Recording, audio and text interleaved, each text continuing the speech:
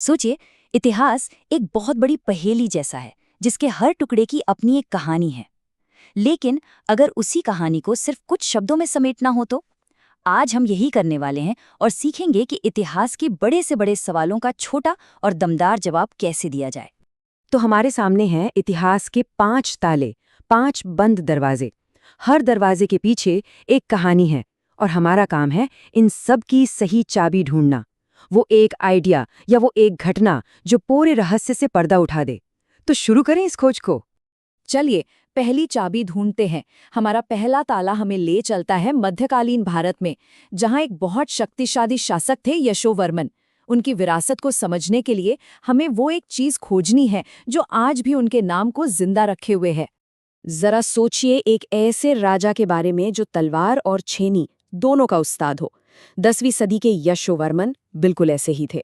चंदेल वंश के इस शासक ने सिर्फ लड़ाई के मैदान में ही अपना लोहा नहीं मनवाया, बल्कि उन्होंने वास्तुकला के ऐसे ऐसे नमूने खड़े किए जो आज भी लोगों को हैरान कर देते हैं। देखिए, उन्होंने उस जमाने की बड़ी बड़ी ताकतों जैसे प्रतिहार और राष्ट्रकूट सबको हराया और कालिंजर जैसा मजबूत किला भी जीत लिया।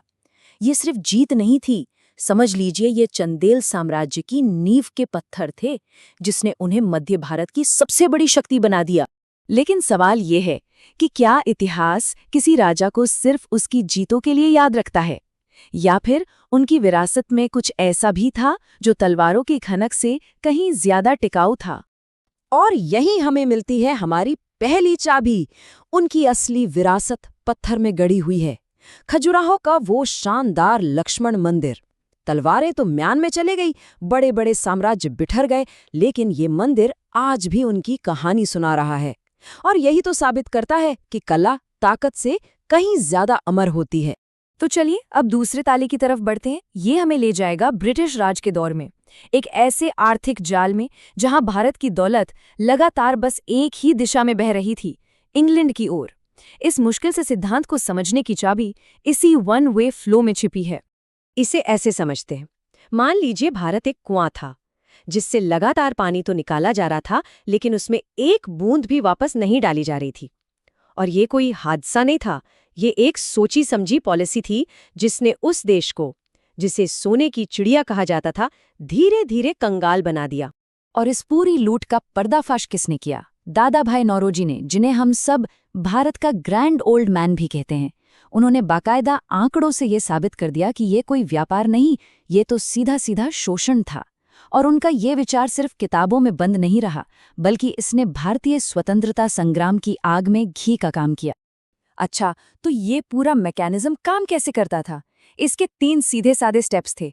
पहला, भारत से पैसा और रिसोर्सेज बाहर भेजे जाते थे। दूसरा, ये सब एक सिस्टम के तहत ब्रिटेन पहुंचता था। और तीसरा और सबसे जरूरी बात, भारत को इसके बदले में कुछ भी नहीं मिलता था, जीरो।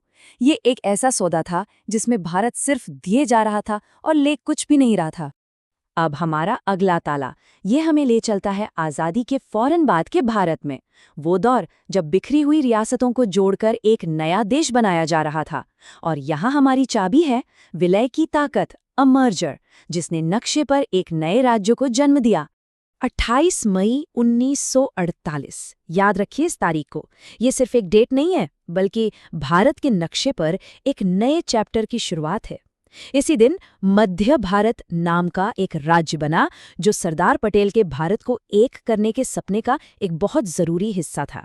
जरा सोचिए, जैसे पहेली के अलग अलग टुकड़े होते हैं ना, वैसे ही ग्वालियर और इंदौर जैसी बड़ी बड़ी रियासतों के साथ कई छोटी छोटी रियासतों को एक साथ जोड़ा गया और इन सबको मिलाकर एक नया यूनिफाइड स्टेट बना, जो आज के मध्य प्रदेश का दिल है। तो राजनीति और अर्थशास्त्र से थोड़ा हटते हैं और अब चलते हैं कला की दुनिया में। हमारा चौथा ताला एक ऐसी कला है जिसकी चाबी जंगलों और पहाड़ों में रहने वाले हमारे आदिवासी समुदायों की सदियों पुरानी परंपराओं में छिपी है। हम बात कर रहे हैं पचमढ़ी की, उस खूबसूरत काष्ठ शिल्प की, लकड़ी की नक्काशी की। देखिए, ये सिर्फ कोई सजावट की चीज नहीं है, ये तो गोंड और कोरकू जनजातियों की आत्मा है, उनकी कहानियों और उनके विश्वासों का एक जीता जागता सबूत है। लकड़ी का हर तराशा हुआ टुकड़ा एक कहानी कहता है, उनके देवी देवताओं की, प्रकृति के साथ उनके गहरे रिश्ते की। ये कला न सिर्फ उनकी पहचान को जिंदा रखती है, बल्कि उनके लिए रोजी रोटी का जरिया भी है। ये उनके गुजरे हुए कल और आने वाले कल के बीच का एक खूबसूरत पुल है। और अब हम पहुंच गए हैं अपने आखिरी ताले पर। ये ताला हमें एक विद्रोह की कहानी सुनाएगा। और यहाँ चाबी क्या है? यहाँ चाबी है अन्याय के खिलाफ आवाज उठाने का वो साहस, एक बहुत बड़े साम्राज्य को चुनौती देने की वो हिम्मत।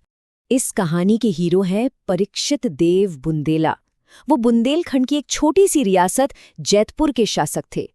रियासत भले ही छोटी थी, लेकिन उनका हौसला हिमालय से भी ऊंचा था, और इसी हौसले ने उन्हें ब्रिटिश साम्राज्य के सामने खड़ा कर दिया। तो 1842 में उन्होंने बुंदेला विद्रोह की आग में अपनी रियासत की आहुति दे दी। हाँ, ये सच है कि आखिर में उन्हें अंग्रेज़ों से एक समझौता करना पड़ा, लेकिन इतिहास ने उनकी हार को नहीं, उनके साहस को याद रखा।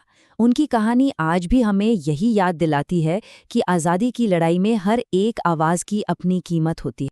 तो हमने 5 अलग-अलग ताले खोले और हर ताले की अपनी एक अलग चाबी थी। लेकिन क्या कोई ऐसी मास्टर की हो सकती है?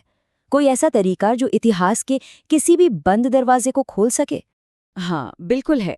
देखिए, इतिहास के किसी भी टॉपिक को समझने के लिए हमें उसके बिल्कुल कोर तक पहुंचना होता है। क्या वो किसी इंसान का सबसे बड़ा योगदान है, या फिर कोई ऐसा संघर्ष जिसने सब कुछ बदल कर रख दिया? या हो सकता है कोई एक आइडिया, या कोई एक अकेली घटना जिसने इतिहास का रुख ही मोड़ दिया? जब हम इस एक मूल तत्व को पकड़ लेते हैं, तो पूरी तस्वीर अपने आप साफ हो जाती है। तो आखिर में सवाल यही है कि इतिहास है क्या? क्या ये कुछ महान लोगों की कहानियों का कलेक्शन है, या फिर ये विचारों और ताकतों के बीच का एक कभी न खत्म होने वाला संघर्ष है? शायद सच इन दोनों के कहीं बीच में छिपा है, और इसी खोज का नाम तो इतिहास है।